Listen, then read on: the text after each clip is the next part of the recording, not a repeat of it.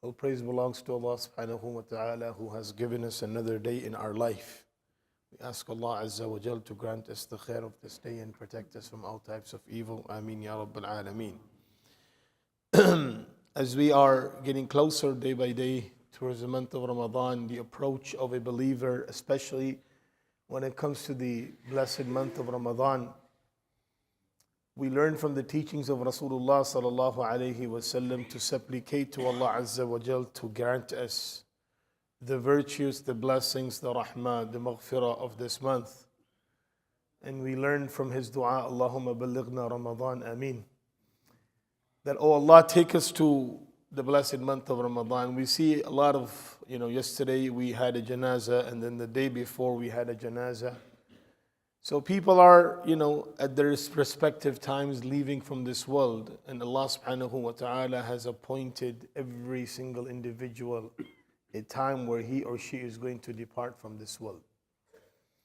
Now, what counts is how do we make our intentions? As it is mentioned by the scholars, Niyatul mu'mini khayrun min amalihi, that a believer's intention sometimes goes above and beyond his actions. And a believer's intention can take him somewhere where his action cannot take him. Rasulullah sallallahu alayhi wasallam said that there are two people who have the same reward. The first person who Allah subhanahu wa ta'ala gave wealth to, and he spends in the cause of Allah day and night. And there is a person who Allah hasn't given wealth, but he makes the intention that if Allah gives me wealth, I will go and help other people and I will spend in the cause of Allah subhanahu wa ta'ala. So the first individual gets the reward of his action, and the second individual gets the reward of his intention. So sometimes our intention can take us to those areas where our action cannot. And even if our action does take us there, but we don't know how many flaws we find in our action that can decrease the reward of that action that we're doing. So this is why as the month of Ramadan approaches, it is only limited in the capacity of human being, that he can only do so much.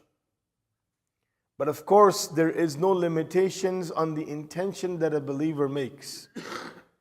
Let's say a person has a continuous condition, pre-existing condition for which he is not able to fast.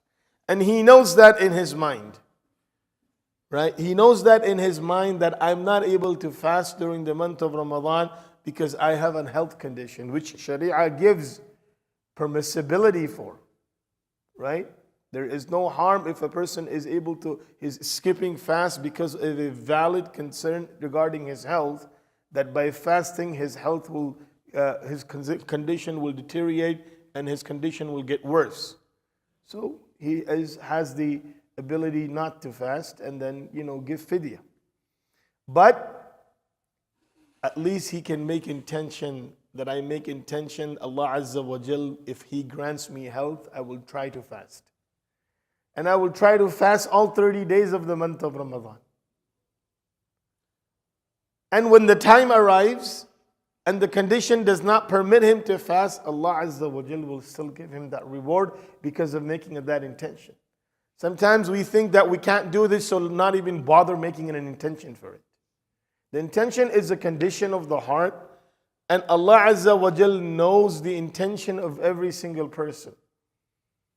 And no one has the right to doubt anybody's intention, nor anyone knows anybody's intention. This is only between you and Allah subhanahu wa ta'ala. So as the month of Ramadan is approaching, one of the things that we can develop is to make good intentions. Make intentions of a lot of things that you can do. And in your capacity, whatever you're able to do, and Allah knows your condition more than you do. And more than anyone else. So whatever you're in your capacity, you're able to do, Allah Azza wa Jal will reward you on your amal. And at the same time, whatever intention you have made, Allah will give you the reward for that. So that's why, no matter what the condition is, no matter what the situation is, a person who has, I will do everything. I will fast, I will do all my 20 rak'at, tarawih, I will do recitation of Quran. Make as much as intention we can before the arrival of the month of Ramadan. And then ask Allah Azza wa Jal that, Allah, I have made these intentions.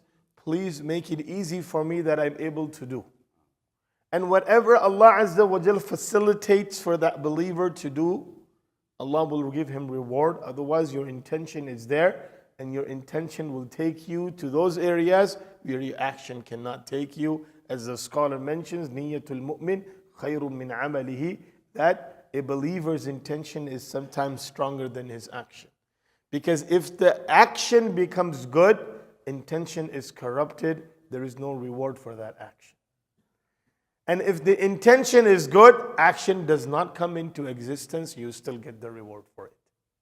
We ask Allah Azza wa Jal to grant us the understanding and the ability to practice. Ameen ya Rabbal Alameen. Jazakumullahu khairan. Subhanallah wa bihamdi. Subhanakallahumma wa bihamdika wa nashhadu an la ilaha illa anta nastaghfiruka wa natubu ilayk.